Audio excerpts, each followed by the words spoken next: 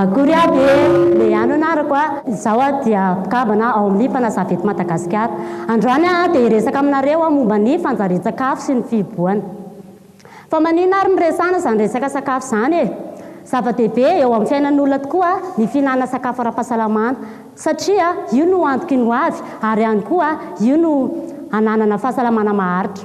Ary ny sakafo ara-pahasalamana koa dia anisany maro otrikaina ary ihany koa misy an'ireo fiarovana ny aretina maro samihafa.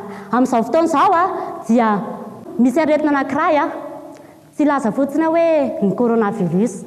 Ahoana ary ny atrehan'ny olona izany fanjarian-tsakafo izany tao anatin'ny corona? Voalohany dia tao ny fihinan'ireo sakafo maro loko teny an-tsena ireny, izany ihany koa dia tao koa ny fihinan'ny ara-pambolena, ny vokatra ara-pambolena.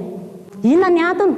Satria voalohany indrindra vitsy ny fotoana ny voana ka isaky ny amin'ny 12 oratoandro ihany no ahafahan'ny olona mivoaka eny an-tsena.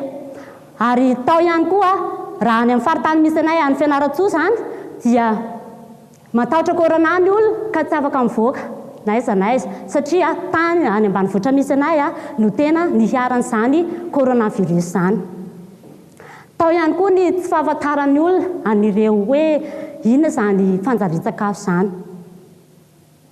Ary rehefa hita izany dia niantra teo amin'ny fiainan'olona ny resaka fanjarian-tsakafo izany. Tao ny tsy fisian'ireo ny tsy fananana ny vola, ny fihinana eo ampelantanana ka tsy afaka mihinana sy misitraka ireo sakafo ara-pahasalamana ireo izy ireo. Ary ao ihany koa ny areti-pivalanana izay hita eny rehetrarehetra ireny. Raha ny any atsimo kosa ny resana dia misy an'ireny kere ireny, tsy fahampian'ny sakafo ny mahatonga an'izany e. Ary ihany koa tara ny fitomboana ara-batana. Ary fahatelo dia hiresaka hoe inona ny vahaolana ny amin'izany. Vahaolana voalohany dia ny fampahafantarana natao hoe fanjarian-tsakafo. Rehefa fantany izany dia entanina izy ireo hoe entanina izy ireo mba hihinana sakafo ara-pahasalamana sy maro loko. Faharoa dia ampiana ny tantsaha, ampiana ny fambolena tantsaha ahafahan'izy ireo mamokatra sakafo ara-pahasalamana. Hitantsika ireny ny tao anatin'ny fihiboana. Ahoana indray ary ny tao aorian'ny fihiboana? Voalohany indrindra dia miakatra ny vidim-piainana. Tsy teteny fotsiny hoe ohatrina moa ny kapoaka ny vary eny an-tsena eny, ohatrina ny kapoaka ny voamaina, manao ahoana ny vidin-javatra ilainao an-tokantrano maro samihafa.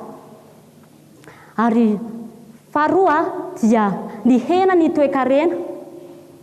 Ny hena ny toe-karen'ny olona satria maro ny very asa ary maro ihany koa ny orinasan'ny katina ka ho aiza moa ireny tsy hanasy ireny. Ary eto dia manaintana antsika rehetra mba hiara-hiaintana amin'izany tsy fanjarian-tsakafo izany. Indrindra fa itsika tanora tony andao hiara hitondra ny feontsika amin'ireny tompona ndraiky mpanjakana ireny. Satria isika no henony ireny avy amin'ny feontsika no ahafahan'izy ireny manatanteraka izany mba hahafoana, hampihena ny tany tsy fanjarian-tsakafo izany. Ary eto dia manao antsoavo amin'ireny tompona ndraiky mpanjakana. Jereo anie ty firenentsika ty ry fanjakana arovy amin'ny tsy fanjarian-tsakafo izany ny ty fireneny ty. Saotra tompoko.